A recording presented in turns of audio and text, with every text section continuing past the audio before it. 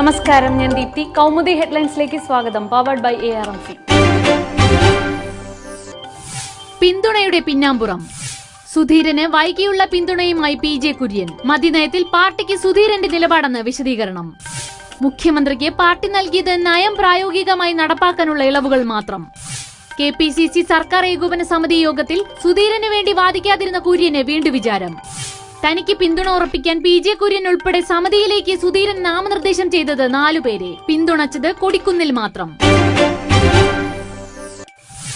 വിചാരണയുടെ വഴിയിൽ ഒരു കുറ്റപത്രം. പാമോലിൻ കേസിൽ VS-നും VS സുനിൽകുമാറിനും കക്ഷി ചേരാമെന്ന് ഹൈക്കോടതി. അഴിമതിയിൽ മുങ്ങിയ സർക്കാരെന്ന് VS. തന്നെ നാണം കെടുത്താൻ മക്കളെ പോലും ഈ സർക്കാർ അഴിമതിക്കാരായി ചിത്രീകരിച്ചു. പാമോലിൻ കേസിൽ തിരിച്ചടി നേരിട്ട മുഖ്യമന്ത്രിക്ക് തുടരാൻ അർഹതയില്ലെന്ന് VS.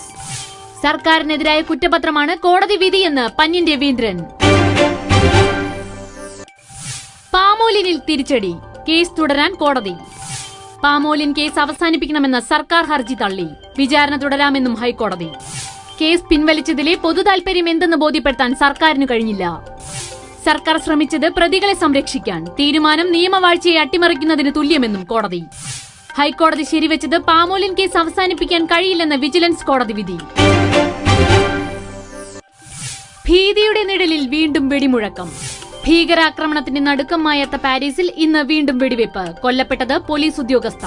സൗത്ത് പാരീസിലെ മോറുഷിലുണ്ടായ അക്രമത്തിൽ ഒരാൾ പിടിയിലായതായി സൂചന. സംഭവത്തിന് പിന്നിൽ ഭീകരരാണോ എന്ന് വ്യക്തമല്ല. ഇന്നലെ ഷാർലി എബ്ദോ വാരികയുടെ ഓഫീസിലുണ്ടായ ഭീകരാക്രമണത്തിൽ കൊല്ലപ്പെട്ടത് 10 മാധ്യമപ്രവർത്തകരും 2 പോലീസുകാരും. അക്രമി സംഘത്തിലെ ഒരാൾ ഇന്ന് കീഴടങ്ങി. കുറ്റസമ്മതം നടത്തിയത് ഹാമിദ് മുറാദ് എന്ന 18-കാരൻ. Kaumudi headlines powered by ARMC സമാപിക്കുന്നു. അടുത്ത ഹെഡ്ലൈൻസ് 1 മണിക്കൂറിന് ശേഷം. നമസ്കാരം.